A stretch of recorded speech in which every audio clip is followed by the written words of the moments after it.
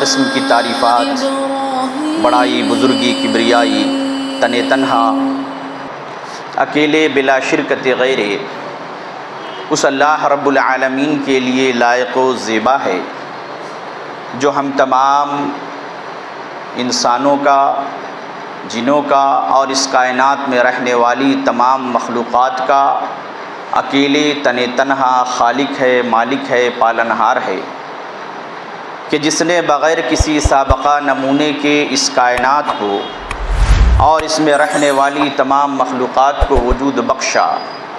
اور لاکھوں کروڑوں درود و سلام نازل ہوں ہمارے اور آپ کے آخری نبی حضرت محمد صلی اللہ علیہ وسلم پر، کہ جن کے اس کائنات میں تشریف لانے سے کفر و شرک کی تاریکیاں چھٹ گئیں اور ہر چہار جانب توحید و ایمان کی کرنیں پھیل گئیں۔ معزز سامعین، اللہ کا لاکھ لاکھ فضل و کرم ہے، احسان ہے کہ اللہ تبارک و تعالیٰ نے ہمیں ذی الحجہ کی یہ جو 10 دن ہیں جن کا سلسلہ ابھی چل رہا ہے، اور عنقریب جو ہے وہ ذی الحجہ کی 10ویں تاریخ آنے والی ہے، جسے ہم یوم النحر کے نام سے بھی جانتے ہیں۔ اللہ تبارک و تعالیٰ سے ہم دعا گو ہیں کہ اللہ تبارک و تعالیٰ ہمیں ان ایام کے جو بھی بقیہ حصے بچ گئے ہیں، اللہ تبارک و تعالیٰ ہمیں اس میں مزید زیادہ سے زیادہ ذکر و اذکار کرنے اور عبادتیں کرنے کی توفیق عنایت فرمائے۔ معزز سامعین، آج کے اس جمعہ کے خطبے کے لیے جو موضوع منتخب کیا گیا اس کا عنوان یہ ہے کہ عصر حاضر میں اسوہ ابراہیمی کی معنویت۔ موضوع یا پھر یہ کہ عنوان جو آپ کے سامنے بتایا گیا اس کا معنی اور مفہوم پہلے سمجھ لیں کہ عصر حاضر میں، یعنی کہ جس زمانے میں، جس دور میں، جن حالات سے ہم گزر رہے ہیں، ان میں حضرت ابراہیم علیہ السلام کی جو زندگی ہے، کہ جس ابراہیم کی سنت کو ہم زندہ کرنے کے لیے، حالانکہ احادیث میں موجود ہے کہ اللہ کے رسول صلی اللہ علیہ وسلم کی بھی سنت ہے، لیکن چونکہ اسماعیل ذبیح اللہ کے ساتھ جو واقعہ پیش آیا، انہوں نے جس طریقے سے اپنے آپ کو اپنے والد کے کہنے پہ کہ اللہ رب العزت کا یہ حکم آیا ہے، اپنے آپ کو پیش کر دیا، سر تسلیم خم کر دیا، اسی کے ارد گرد قربانی کا یہ مہینہ یا یہ کہ قربانی کے ایام جو ہے وہ گھومتے رہتے ہیں، اور اس میں ابراہیم علیہ السلام کا بار بار تذکرہ ہوتا رہتا ہے۔ تو ابراہیم علیہ السلام کا ذکر جمعے کے خطبے میں، قربانی کے موقع پہ، اس مہینے میں بارہا ہوا کرتا ہے، اور ہم اپنی نسبت اللہ کے رسول صلی اللہ علیہ وسلم کے آبا میں سے سب سے اولو العزم نبیوں میں سے حضرت ابراہیم علیہ السلام کی طرف ہم اپنی نسبت کرتے ہیں۔ تو کیا ابراہیم علیہ السلام کی زندگی میں ابھی کے جو حالات ہیں اس میں ہمارے لیے کیا رہنمائی ہے؟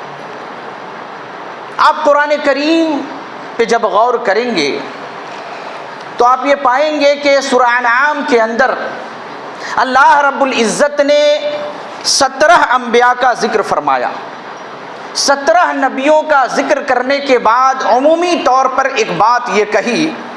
کہ اولئک الذین ھدی اللہ فبہداہ مقتدہ۔ ان 17 انبیاء کا ذکر کرنے کے بعد اللہ رب العزت نے یہ کہا کہ یہی وہ لوگ ہیں کہ جنہیں اللہ رب العزت نے ہدایت دی۔ 17 نبیوں کا ذکر کیا ہے، اور پھر فرمایا کہ یہی وہ لوگ ہیں کہ جنہیں اللہ رب العزت نے ہدایت دی۔ فَبِهُدَاهُ مُقْتَدِهْ، اے نبی صلی اللہ علیہ وسلم آپ بھی ان کے نقش قدم کی پیروی کیجئے۔ یعنی یہ کہ مفسرین نے لکھا ہے کہ اقتدی بہم فی التوحید، یعنی کہ عقیدہ توحید میں ان کی آپ پیروی کیجئے۔ وَإِنْ كَانَ جُزْئِيَاتُ الشَّرْعِ مُخْتَلِفَةٌ، گرچہ شریعت کی جزیات مختلف ہوں لیکن توحید تو سب کی ایک رہی۔ تو اس آیت کریمہ میں عمومی طور پر پوری امت مسلمہ کو اللہ کے ہر نبی اور ہر رسول کو اللہ رب العزت نے اس آیت کے ذریعے ہمارے لیے انہیں جو ہے مطلب کہ ہمارے لیے انہیں اسوہ اور نمونہ قرار دیا عمومی طور پر۔ یہ تمام انبیاء کرام علیہ الصلاۃ والتسلیم جن کا ذکر قرآن کریم کے اندر میں آیا ہے، تمام کے تمام جن کا تذکرہ اس سے پہلے کی آیتوں میں آیا ہے یا کہیں بھی جن کا تذکرہ ہوا، وہ ہمارے لیے نمونہ ہے، ہمیں ان کی پیروی کرنی چاہیے۔ لیکن خصوصی طور پر اللہ رب العزت نے 2 نبیوں کا تذکرہ کیا کہ جن کی زندگی میں ہمارے لیے نمونہ ہے۔ ایک تو خود نبی اکرم صلی اللہ علیہ وسلم کی ذات گرامی محمد عربی صلی اللہ علیہ وسلم کے بارے میں اللہ رب العزت نے یہ ارشاد فرمایا، لقد کان لکم فی رسول اللہ اسوۃ حسنہ۔ اے لوگو، یقیناً نبی کریم صلی اللہ علیہ وسلم کی زندگی میں تمہارے لیے بہترین نمونہ ہے۔ نبی صلی اللہ علیہ وسلم کی زندگی کے ہر شعبے میں، ہر ناحیے میں، ہر حصے میں، ہر گوشے میں تمہارے لیے نمونہ ہے۔ نبی صلی اللہ علیہ وسلم کی ذات گرامی ہر اعتبار سے ہمارے لیے قابل اتباع اور قابل نمونہ ہے۔ لیکن اس کے ساتھ صرف اور صرف ایک حضرت ابراہیم علیہ السلام ہے جن کا ذکر اللہ رب العزت نے خصوصیت کے ساتھ کیا اور کہا کہ قد کانت لکم اسوۃ حسنۃ فی ابراہیم والذین معہ۔ اے مومنوں کی جماعت،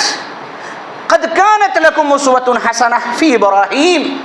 ابراہیم علیہ السلام اور ان کے رفقاء جو ابراہیم علیہ السلام پر ایمان لائے یا جو ابراہیم علیہ السلام کے منہج کی پیروی کرتے ہیں، ان کی زندگی میں تمہارے لیے بہترین نمونہ ہے۔ آپ غور کریں کہ نبی صلی اللہ علیہ وسلم کے بعد جس شخص کو، جس ذات کو، جس شخصیت کو اللہ رب العزت بطور خاص ذکر کر رہا ہے وہ حضرت ابراہیم علیہ السلام ہے۔ آپ جانتے ہیں ابراہیم علیہ السلام کو یہ مقام و مرتبہ کیسے حاصل ہوا؟ ابراہیم علیہ السلام کا جب تذکرہ اللہ رب العزت نے اپنی کتاب میں کروایا، بہت سارے نبیوں کا تذکرہ اللہ رب العزت نے اپنی کتاب میں کیا، اپنے نبیوں کو اللہ رب العزت نے اپنے بندوں کے سامنے متعارف کروایا کہ یہ ہمارے نبی ہیں، یہ ہمارے نبی ہیں، یہ ہمارے نبی ہیں۔ ان نبیوں کی زندگی یا یہ کہ ان کا تذکرہ مختلف انداز میں کیا، لیکن جب ابراہیم علیہ السلام کی باری آئی تو صرف یہ بتانے پہ اکتفا نہیں کیا کہ ابراہیم بڑے نیکوکار تھے، صالح تھے، دیندار تھے، موحد تھے، بلکہ اللہ رب العزت نے ابراہیم علیہ السلام کی ذات سے شرک کی بالکل نفی کر دی کہ ابراہیم علیہ السلام کی ذات میں ذرہ برابر بھی شرک تھا ہی نہیں، کبھی بھی شرک کی طرف وہ مائل نہیں ہوئے۔ اور مفسرین نے لکھا ہے کہ جب ابراہیم علیہ السلام نے، جو قرآن کریم کے اندر موجود ہے، کہ جب ستارے کو دیکھا، سورج کو دیکھا، چاند کو دیکھا،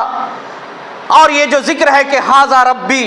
ھذا اکبر، یہ بڑا ہے، یہ میرا رب ہے، وہ ڈوب گیا تو کہا کہ دیکھو جو ڈوب جائے وہ رب نہیں ہو سکتا۔ یہ بات انہوں نے، مفسرین نے لکھا ہے کہ قوم کے ساتھ بیٹھ کر کے کچھ راتیں ایسی بھی گزری کہ چونکہ وہ ان کو خدا مانا کرتے تھے، ان کی عبادت کرتے تھے، تو ان کے اوپر بطور حجت کے اتمام کے انہوں نے انہیں سمجھانے کے لیے کہا کہ دیکھو یہ بڑا ہے، یہ رب ہے۔ لیکن جب ڈوب گیا، اندھیرا اس پہ غالب آ گیا، تو کہا کہ نہیں، یہ رب نہیں ہو سکتا۔ یہ تفہیم کا انداز تھا اپنی قوم کو سمجھانے کے لیے، لیکن ابراہیم علیہ السلام مشرک نہیں تھے کبھی بھی۔ زندگی کے کسی لمحے میں اللہ رب العزت کو جسے نبی بنانا ہوتا ہے، اللہ تبارک و تعالی ماں کی گود سے پیدا ہوتے ہی اس کی نگہداشت اور اس کی تربیت کرتا رہتا ہے اور اپنی دیکھ ریکھ میں رکھتا ہے، اسے مشرک نہیں رہنے دیتا۔ نبی صلی اللہ علیہ وسلم جس جگہ پیدا ہوئے جہاں 360 بتوں کی عبادت ہوتی تھی، لیکن اس کے باوجود نبی صلی اللہ علیہ وسلم نے نبی بنائے جانے سے پہلے بھی کبھی شرک نہیں کیا، کبھی کسی معصیت کا ارتکاب نہیں کیا۔ مفسرین نے لکھا ہے، تاریخ نویسوں نے لکھا ہے، سیرت نگاروں نے لکھا ہے